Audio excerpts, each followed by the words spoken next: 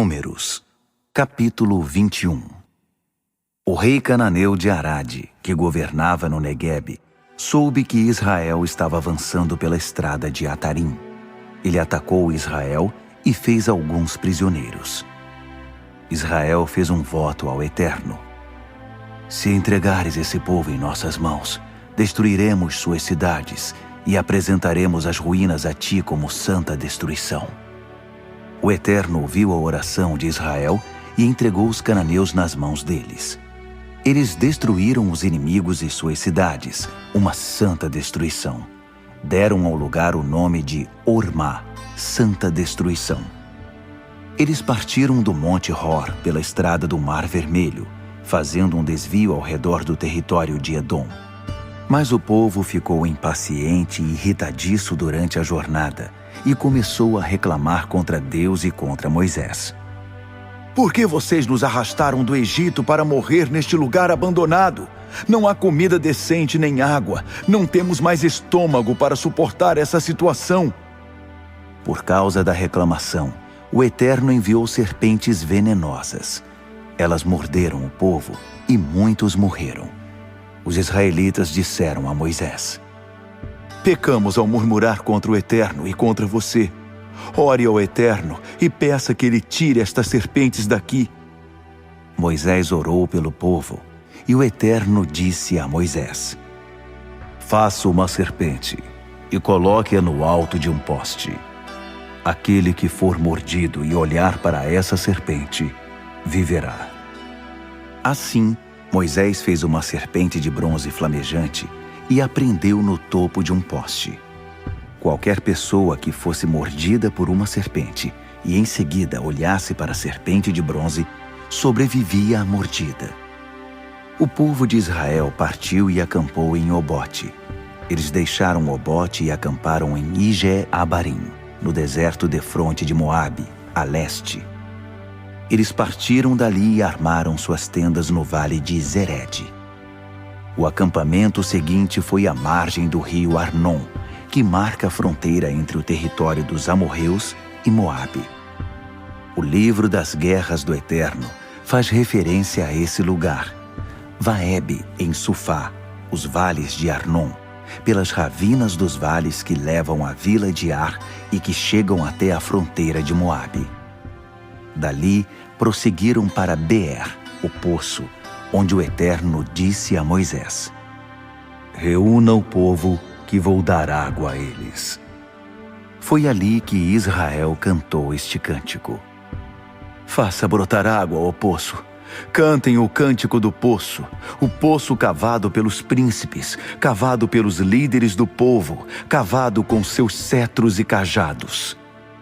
Do deserto, sua rota foi desde Mataná até Naaliel, dali para Bamote, os altos, e de lá para o vale diante dos campos de Moabe, do qual se levanta o Pisga, o cume, e defronta com Gesimom, deserto. Israel enviou emissários a Seom, rei dos amorreus, dizendo: deixe-nos atravessar seu território. Não entraremos em suas plantações nem nas vinhas, nem beberemos água dos seus poços. Não sairemos da estrada principal, a estrada do rei, até que atravessemos todo o seu território. Mas Seom não permitiu a passagem de Israel. Em vez disso, reuniu seu exército e marchou até o deserto para atacar Israel. O confronto ocorreu em Jaza. Mas Israel reagiu, derrotou Seom e tomou posse do seu território desde Arnon até o Jaboque e até o território dos Amonitas. Eles ficaram ali porque a fronteira dos Amonitas era fortificada. Israel tomou e ocupou as cidades dos amorreus, até mesmo Esbom e todas as cidades ao redor. Esbom era a capital de Seom, rei dos amorreus. Ele havia atacado o antigo rei de Moabe e capturado todo o seu território até o norte, à altura do rio Arnon. Por isso, os cantores populares cantam: venham a Esbom reconstruir a cidade, restaurem a cidade de Seom. Certa vez saiu fogo de Esbom, chamas da cidade de Seom. queimando o ar de Moabe, os nativos dos altos do Arnon. Ai de você, Moabe! O povo de Camos está destruído. Filhos se tornaram fugitivos, filhas foram abandonadas, cativas do rei dos amorreus, Seom. Mas nós acabamos com eles. Nada sobrou de Esbom a Dibom. A devastação chegou até Nofá, terra ressecada até Medeba. Israel avançou e se estabeleceu nas terras dos amorreus. Moisés enviou homens para uma missão de reconhecimento em Jazar. Eles tomaram os povoados e expulsaram os amorreus que viviam ali.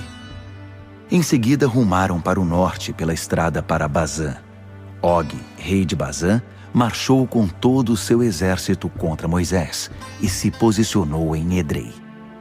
O Eterno disse a Moisés: Não tenha medo dele, pois ele será um presente para você.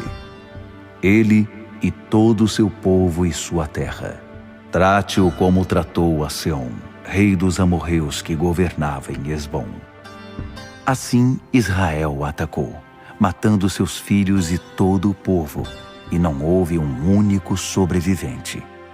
Israel tomou posse da terra.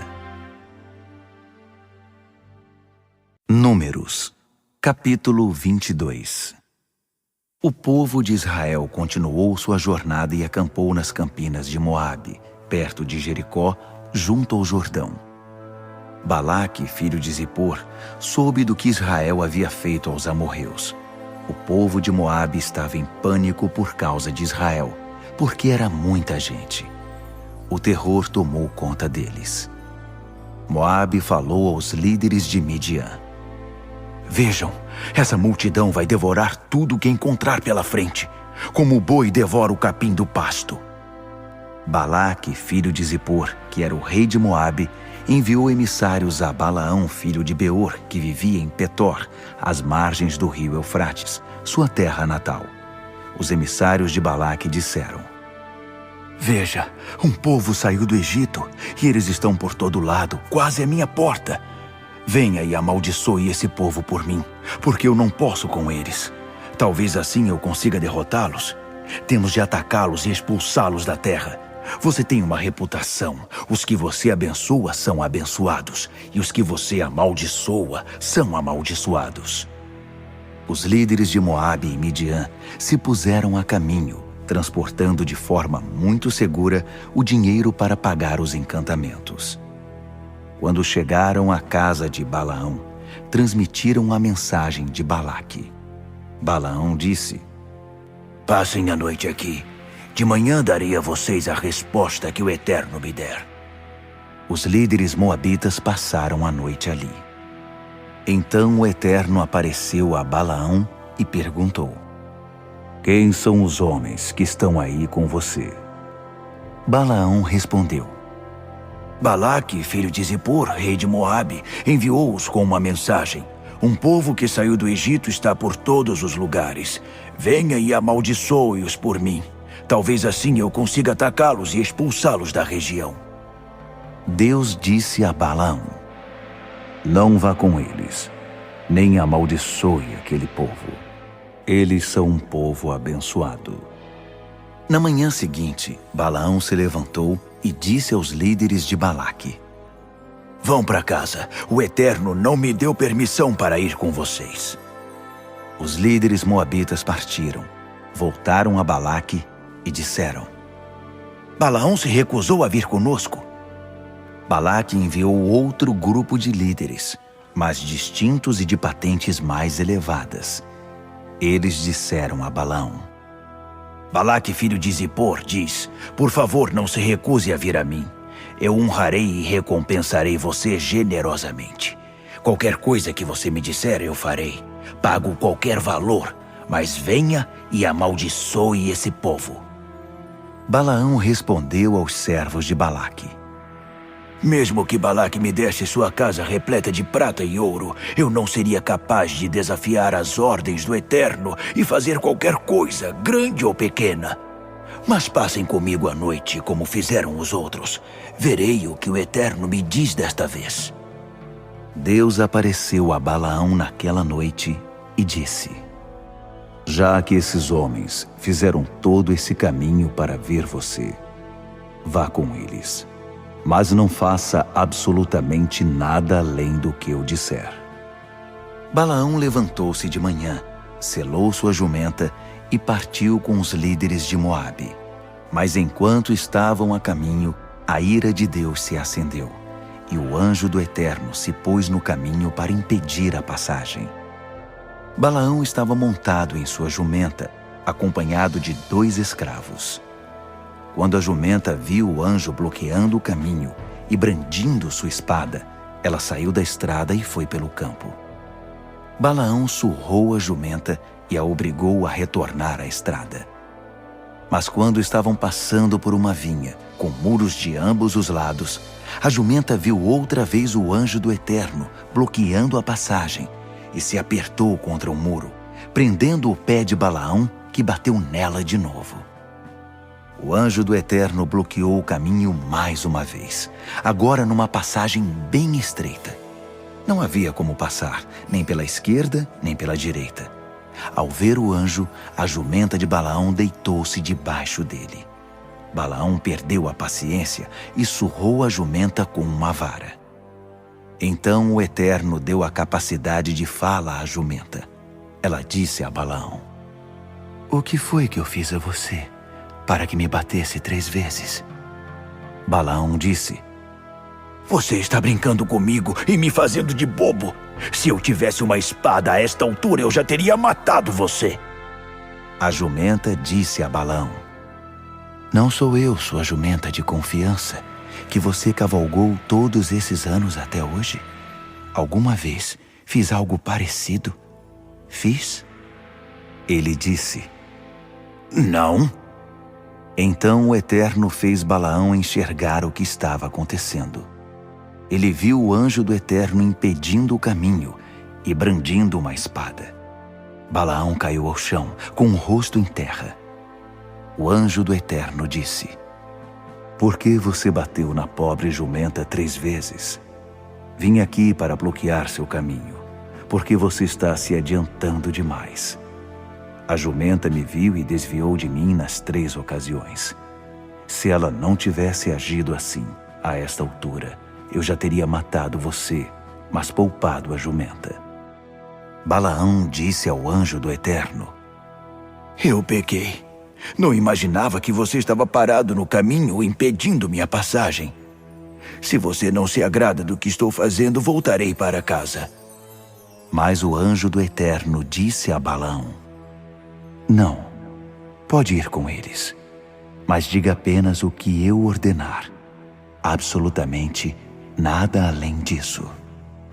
Assim Balaão continuou seu caminho com os líderes de Balaque.